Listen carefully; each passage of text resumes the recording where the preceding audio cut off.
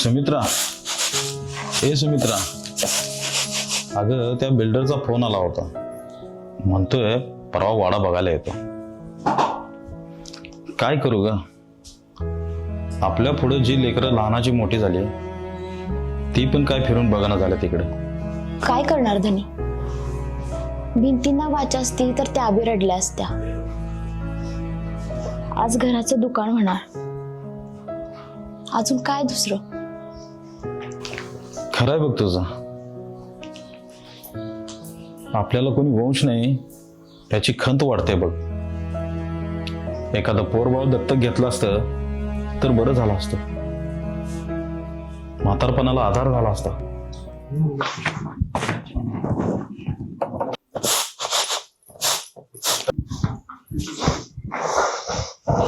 राम राम काका.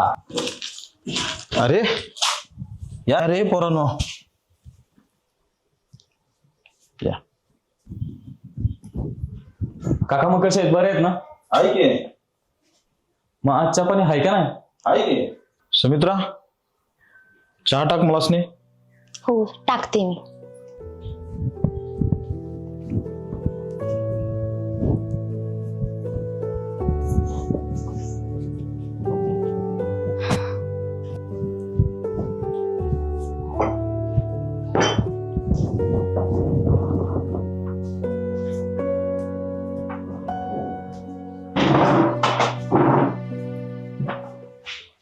कसं काय पोरांनो, कसे तब्येत पाणी?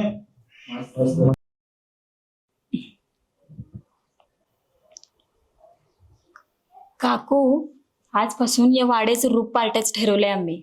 हा वाडा विकायचा नाही तर इथं ज्ञानाचं मंदिर उभा करायचंय.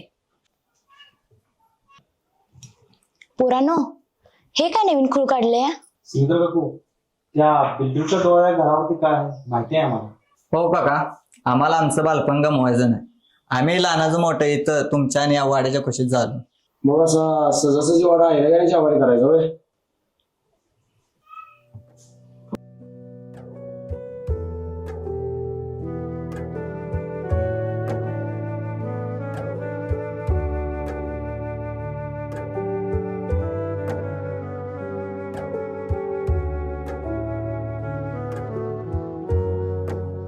अरे आदित्य, हा वाडा की गाव आहे?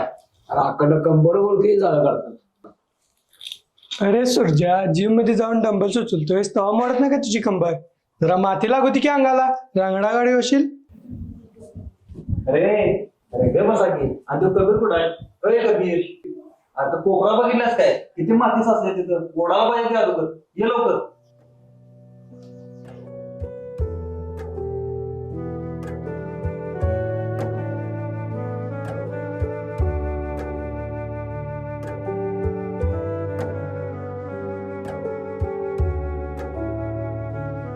मीरा, ही भिंत बघ ना किती प्लेन आहे.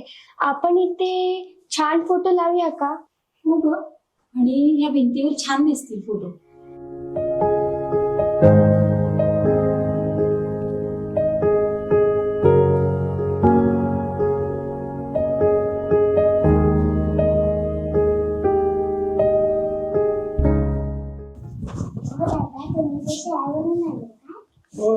आमचं बापू म्हणतात जर पोरगी शिकली तर गाव सुधारतं, पण शाळा लई लांब आहे.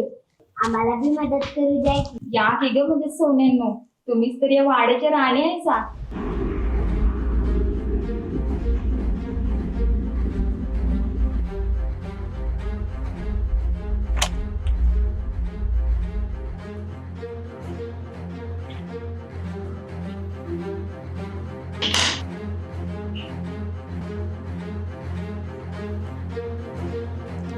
राम राम सावकार. नमस्कार मदन शेठ. कायदा मारुतीने गावच्या मुलांना हाताराशी घेऊन घराची डागडुजी सुरू केली अशी खबर आली माझ्यापर्यंत. अहो कसं शक्य आहे? परवा मला बोलत होता तुमच्याकडून बिनव्याजी कर्ज घेणार आहे. आणि ही आयती संधी चालून आली असताना हे मध्येच काय? बरं, मी एक माणूस पाठवतो, बघा काय होतंय ते. ठरल्यापेक्षा दुप्पट रक्कम देईन मी, पण वाडा हातचा जाता कामा नये. पण साहेब तरुण रत्न त्यांच्या नादाला कसं करायचं काय करायचं ते बघा तुम्ही. ती प्रॉपर्टी माझ्या प्रोजेक्टसाठी किती महत्वाची आहे माहिती आहे ना तुम्हाला सावकार. हो साहेब बघतो मग.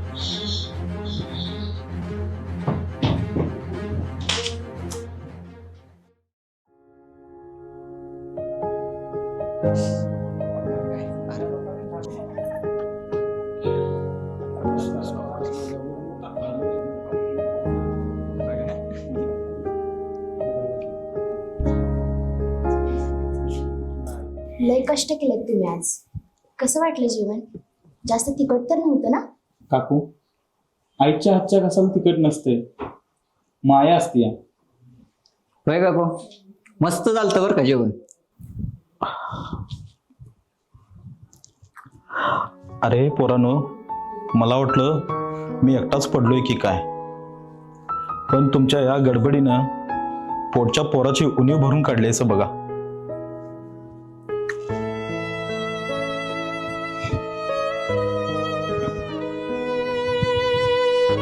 पोरांनो, पोटचा गोळा नसला म्हणून काय झालं? तुमचा आधार पाहून मन भरून आलं. पण सावकाराचा एवढ्याशा जमिनीसाठी जीव का अडकलाय? आम्ही सगळेजण पैसे द्यायला गेलो होतो पण त्याने नाकारले. पोरांनो, त्याची काळजी सोडा. तो मदन बिल्डर देणार आहे पैसे. कशी बदल्यात? ह्या वाड्याच्या आता लक्षात आली खेळी. ह्या खेळामागचा खरा सूत्रधार हाय कोण?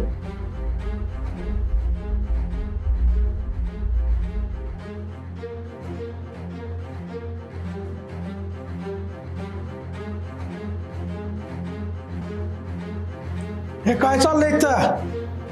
मारुतीराव, हा परवा व्यवहारात आहे आणि काय पोरांचा बाजार भरवलाय? पैलवान, हा बाजार नाही, ही भविष्याची पेरणी आहे. हा वाडा विकला जाणार नाही.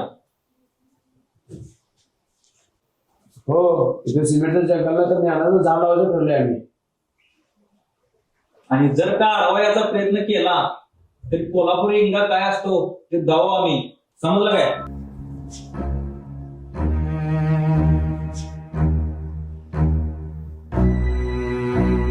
हो पैलवानजी, व्हिडिओ लाईव्ह सुरू आहे.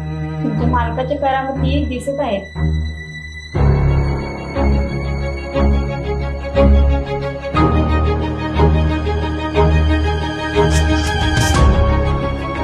हॅलो, असाल तसं मागं फिरा. काय झालं? सोशल मीडियावर लाईव्ह दिसत आहात तुम्ही.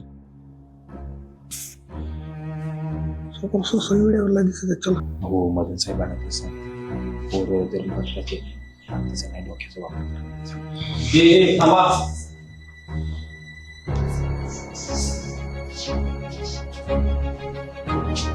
सावकार,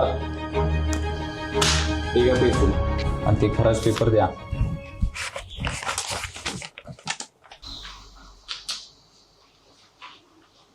हा वाडा म्हणजे फक्त दगडांच्या भिंती नाहीये, तर इथे आमचं बालपण गेलंय.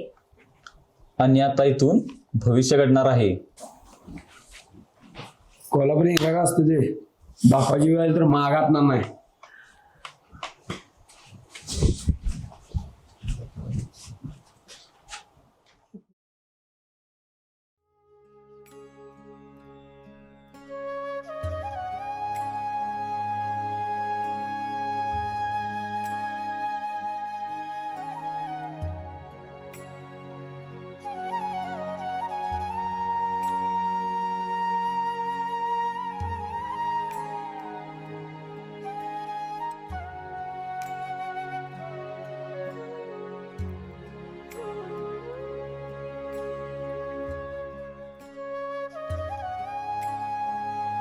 आज माझ्या वाड्याला खरा अर्थ मिळाला. आज हा वाडा साधना झालाय. आता मी रोज येतो ना आणि गणपती. विश्वभूती बघ, आपलं जीवन किती छान वाटतंय. हो बघ. खरंय, कष्ट केलं की फळ मिळतंच.